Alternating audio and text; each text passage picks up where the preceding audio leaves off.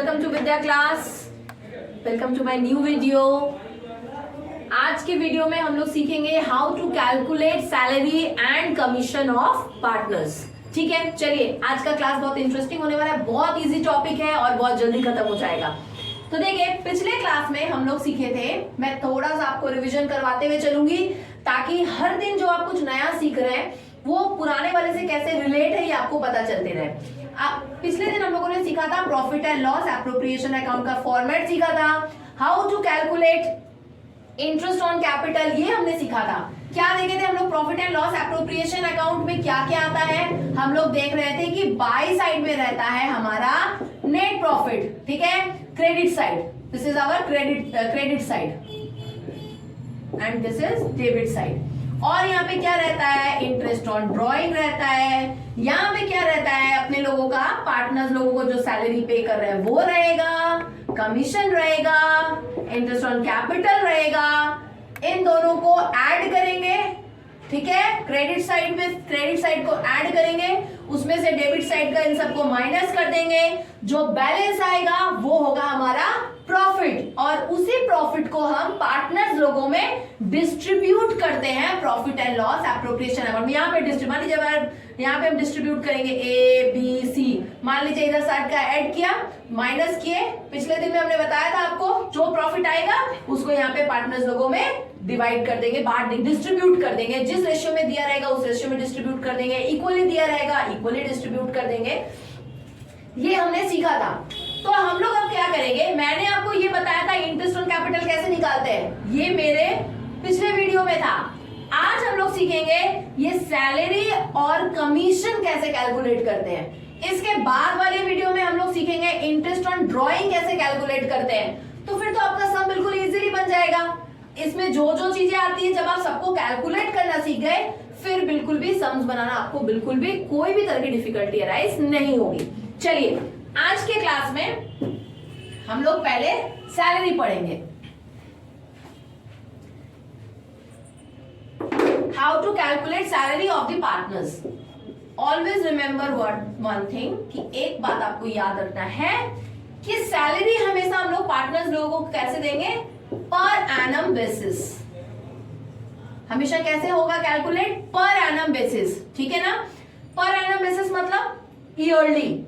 अगर हम लोग किसी पार्टनर का, हमको एक महीना, मान लीजिए ए है और बी है, आपको क्वेश्चन में बोल दिया है कि ए को हर मंथ 5000 करके सैलरी मिलता है, I will get 5000 salary each month. तो हम वहां पे 5000 नहीं लिखेंगे, हम क्या लिखेंगे, पूरा ईयर में, पूरे ईयर में उसको हम कितना पैसा देंगे हम वो निकालेंगे, यानी 5000 इंटू 12 क्या हो जाएगा, 60,000। ये आएगा मेरा profit and loss appropriation account में।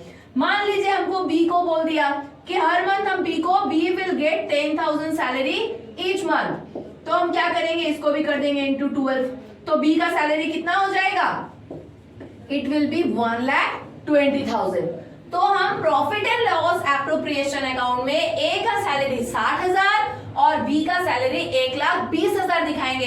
बिल्कुल भी ऐसी गलती मत करिएगा, वहां पे 5,000 दिया है तो आप लिख लिए, बी का 10,000 दिया है तो लिख लिए, नहीं। ये आपको याद रखना पड़ेगा कि सैलरी हमेशा पर एनम बेसिस पर ही कैलकुलेट किया जाता है, ठीक है। चलिए अब हम लोग आ जाएंगे कमीशन वाले पार्ट पर।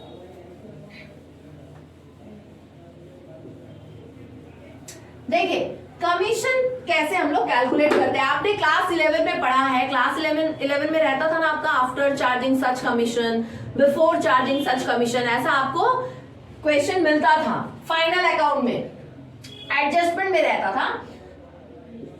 अगर आपका वो कॉन्सेप्ट क्लियर है तब तो आपको बिल्कुल भी दिक्कत नहीं होने वाला। देखिए कमीशन कैसे होगा, कैसे हम लोग कमीशन किस वे में दिया जाता है, दो तरह से हो सकता है। एक हो सकता है आपका बिफोर चार्जिंग, आपको क्वेश्चन में दे देगा बिफोर चार्जिंग सच कमीशन, ये कहीं आपको देखने को मिलेगा, before charging such commission.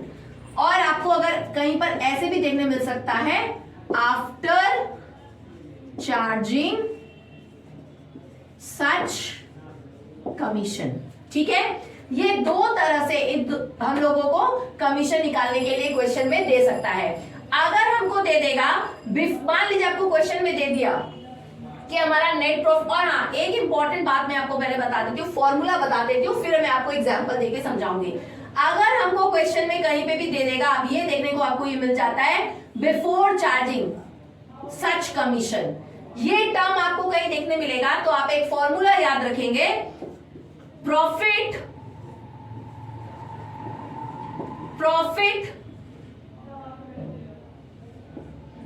Into rate by 100, ये फॉर्मूला होता है। मान लीजिए हमको प्रॉफिट था, हमारे क्वेश्चन में प्रॉफिट दिया हुआ है 2,20,000, ठीक है, ये हमको प्रॉफिट दिया हुआ है, और बोल दिया है कि कमीशन जो है वो कितना है, वो 10% है। तो हम लोग कैसे निकालेंगे, 10% पर एनम बेसिस पर है, तो 10/100, ठीक है।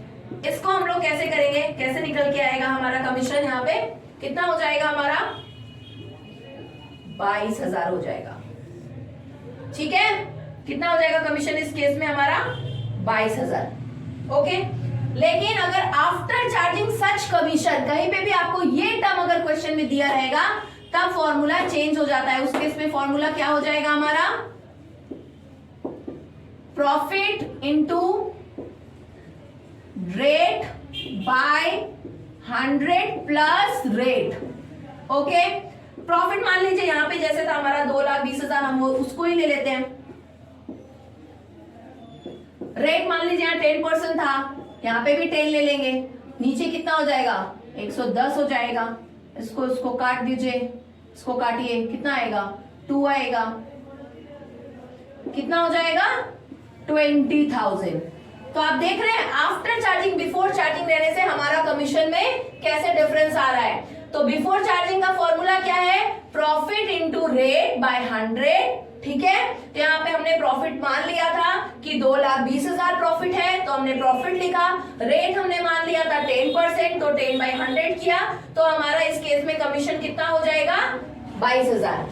अगर आफ्टर चार्जिंग सच कमीशन ये टर्म आपको मिलेगा, तो फॉर्मूला क्या हो जाएगा, profit into rate by 100 plus rate. तो यहाँ पे हमने क्या किया, हमने प्रॉफिट लिखा इसी क्वेश्चन के अकॉर्डिंगली, 10/110 करेंगे, क्योंकि यहाँ पे 100 के साथ रेट प्लस हो जाएगा, रेट 10% था, इसलिए यहाँ पे ये 110 हो गया। अब हम इसको कैलकुलेट करेंगे तो 20,000 हमारा कमीशन निकल के आएगा। अब देखिए मैं यहाँ पे मैंने एक एग्जाम्पल लिख के रखा हुआ है, ये लास्ट पार्ट है हमारा। अगर हमको क्वेश्चन में बोल दिया कि हमारा नेट प्रॉफिट है 4,80,000, ओके, अच्छे से समझेंगे इसको। सैलरी हमको दे दिया गया है 1,80,000, क्लियर। अगर कमीशन बोल दिया है 10% हमारा कमीशन है, आफ्टर चार्जिंग, यहाँ पे मान लो को क्वेश्चन में अगर ऐसा लिखा रहेगा, after charging salary but before charging commission, ये टर्म अगर आपको देखने के लिए मिलेगा, तब इसका मतलब क्या होता है कि आप कमीशन देंगे, लेकिन कमीशन आप कैसे देंगे, आप नेट प्रॉफिट में से लिखा है ना, आफ्टर चार्जिंग सैलरी, मतलब सैलरी के अमाउंट को नेट प्रॉफिट में से माइनस करने के बाद, तो ये रहा हमारा नेट प्रॉफिट, ये रहा हमारा सैलरी, इसमें से इसको हम माइनस करेंगे तो निकल के आएगा कितना, 3 लाख। मतलब यहाँ पे कमीशन हम कौन से अमाउंट पे कैलकुलेट करेंगे, इस 3 लाख पर कैलकुलेट करेंगे। तो कैसे निकलेगा, 3 लाख इंटू 10/100, ठीक है। क्यों 10/100 क्यों किया हमने, 10/110 क्यों नहीं किया, क्योंकि लिखा है ना बिफोर चार्जिंग सच कमीशन लिखा हुआ है, इसलिए हमने ये वाला फॉर्मूला अप्लाई किया वहां पर, ठीक है। लेकिन सैलरी माइनस करने के बाद, क्योंकि लिखा हुआ था आफ्टर चार्जिंग सैलरी, तो हमने क्या किया, नेट प्रॉफिट में से सैलरी माइनस किया, जो बैलेंस आया उस बैलेंस के ऊपर में हमने कमीशन निकाला। तो बैलेंस कितना आया, 3 लाख इंटू 10/100, तो इस केस में हमारा कमीशन कितना हो गया, इट विल बी 30,000। तो आपको समझ में आया होगा, अच्छे से आप इसको एक बार देखेंगे, इस वीडियो को गो थ्रू करेंगे तो आप देखेंगे कि आपको सैलरी और कमीशन में कोई भी दिक्कत नहीं आएगा। नेक्स्ट वीडियो में हम लोग सीखेंगे how to calculate interest on drawing, okay. मेरे वीडियो को लाइक, शेयर और सब्सक्राइब करना बिल्कुल ना भूलें। Thank you.